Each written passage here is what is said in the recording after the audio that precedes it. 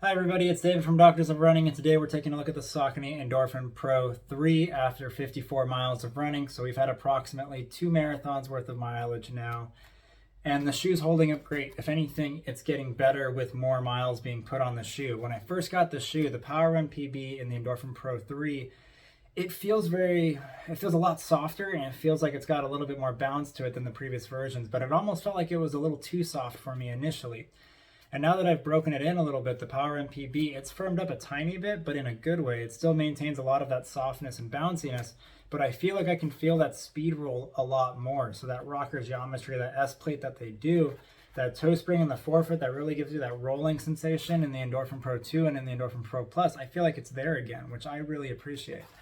When we take a look at outsole and wear pattern on those, it looks pretty good for being at 50 miles, especially for a racing shoe. I've got a little bit of wear on the posterior lateral aspect of the heel.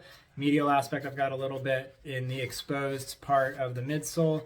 We definitely have a little bit of abrasion, but the shoe still holds up pretty well. I do push off a little bit more on my left foot than I do on my right at toe off, and I have a little bit of wear right here, but it still looks pretty good. Traction felt great today.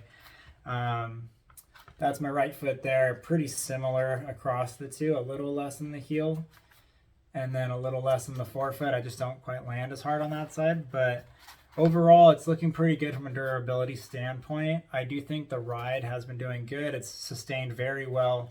There's the sidewalls integrated on the medial and lateral aspect of the midfoot. They hold up great. They really give you a good sense of security, and the upper locks down really well. I think that the volume in this shoe was done close to perfect. I mean, it really locks the foot down without feeling like it's being encroached on too much. So they did a really good job with this shoe, and it's been a shoe that I've like I said, I've grown to enjoy the miles more and more as I've been running with it. And so it was one that I wasn't sure about in the beginning, but this shoe has just entered the mix again. And so today I took it beyond 2 hours for the first time. I did a little over 19 miles today in this shoe, and the shoe did well. And it wasn't quite marathon pacing, but it was a decent enough pace to see if it's something that I would like to have a rhythmic pace on under my foot. And the shoe did very well, and I think the speed roll definitely showed itself in the latter miles, and it's a shoe that, as it's broken in, it's been very good to me. So it's a very bouncy, kind of responsive toe off, but it also still gives you a little bit of that rolling feel, and that's what I like. If it's a little bit too bouncy up front or in the heel, it kind of feels a little bit soft and unstable for me. So I think with more miles, this shoe has really glowed up a little bit in my eyes, and it's a shoe that I'm beginning to enjoy more and more. So that's the Saucony Endorphin Pro 3 after 54 miles.